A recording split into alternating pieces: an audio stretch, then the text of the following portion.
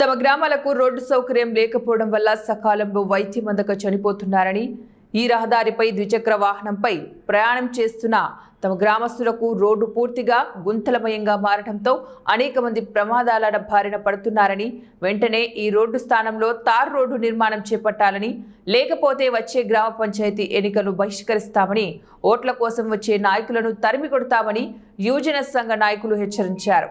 ఈ సందర్భంగా గిరిజన సంఘ మండల ప్రధాన కార్యదర్శి చిరంజీవి, గ్రామ పెద్ద దావీదులు మాట్లాడుతూ అల్లూరి సీతారామరాజు జిల్లా చింతపల్లి మండలం పరిధిలోని వెదురుపల్లి, చిత్తంగురు గ్రామాలకు రోడ్డు సౌకర్యం కల్పించాలని ఆ ఇరు గ్రామాల ప్రజలు మోకాలపై కూర్చొని నిరసన వ్యక్తం చేశారు.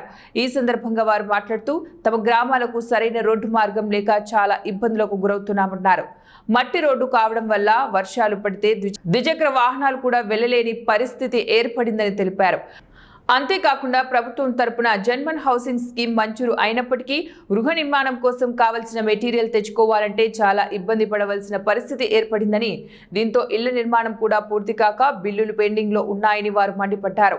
ఇటీవల కురిసిన వర్షాల వల్ల మట్టి రోడ్డు ఇంకాస్త పూర్తిగా గుంతలమయంగా మారిందని, దీంతో శ్రమదానం ద్వారా ఆ గుంతలను తమ గ్రామస్తులే పూడ్చుకుంటున్నామన్నారు. తమ గ్రామస్తులు ఎవరైనా అనారోగ్యానికి గురైతే అంబులెన్సులు కూడా రాని పరిస్థితి ఉందని వారు తెలిపారు. గతంలో దివ్య అనే మహిళ పొరిటి నొప్పులతో బాధపడుతూ సకాలంలో వైద్యం అందక మరణించడం జరిగిందని ఆయన తెలిపారు. పాలకులు, ఉన్నతాధికారులు జోక్యం చేసుకుని తమ గ్రామాలకు అవసరమైన 5 కిలోమీటర్ల తార్ రోడ్డును వెంటనే నిర్మించాలని, లేకపోతే వచ్చే పంచాయతీ ఎన్నికలను తమ గ్రామాల ప్రజలు బహిష్కరిస్తామని హెచ్చరించారు. 2.5 లక్షలు శాంక్షన్ చేశారు 5 కిలోమీటర్లు. అది కొంత వరకే అది చేశారు, అంతంత మాత్రమే చేశారు. ఈ వర్షాల కారణంగా మరి రోడ్డు అంతా కూడా పోయింది. అప్పుడు వేసిన రోడ్డు పోవడంతో ఇప్పుడు ఆ గ్రామస్తులు శ్రమాదానంతో చేస్తున్నారు. కారణం ఏంటంటే ఈ జన్మన్ హౌస్ శాంక్షన్ ఆ గ్రామాల్లో శాంక్షన్ అవడంతో బళ్ళు రాలేని పరిస్థితి.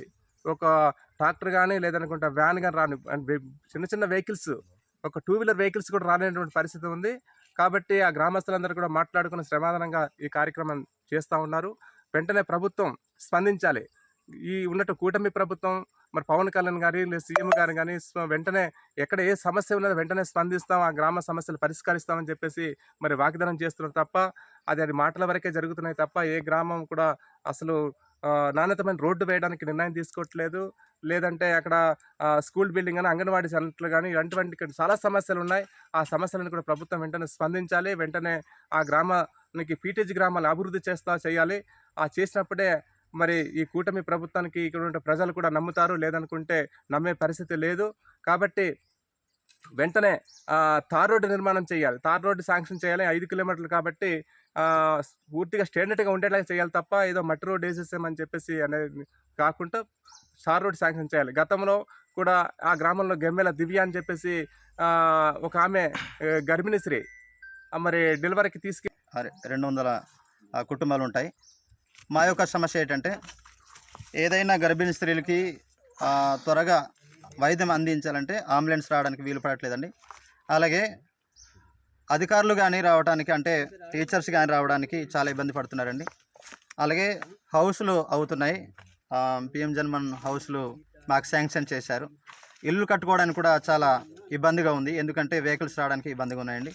కాబట్టి కూటమి ప్రభుత్వం మా యొక్క స్పందనను, మా యొక్క మాటలను, మా యొక్క గోడును విని త్వరగా స్పందించాలని మేము ప్రభుత్వం వారిని తెలియజేసుకుంటున్నాం. అలాగే రాజకీయంలో ఉన్నటువంటి నాయకులకు మేము